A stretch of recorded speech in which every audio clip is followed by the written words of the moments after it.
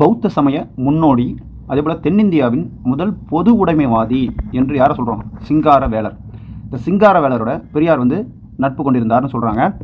சரி, பிஆர் அம்பேத்கர் ஒரு நூல் எழுதினார். சாதி ஒழிப்புன்னு சொல்லிட்டு ஒரு நூல் எழுதினது யார்? அம்பேத்கர். இந்த சாதி ஒழிப்பு நூலை தமிழில் பதிப்பித்தது யாருன்னா பெரியார்னு சொல்லணும். சரிங்களா? தமிழில் பதிப்பித்தது பெரியார். சாதி ஒழிப்பு நூலை தமிழில் பதிப்பித்தவர் தான் பெரியார். எந்த ஆண்டு பதிப்பித்தார்னு ஒரு கேள்வி வந்தால் 1936 பெரியார் சாதி ஒழிப்புங்கிற நூலை பதிப்பித்தார்னு சொல்லணும்.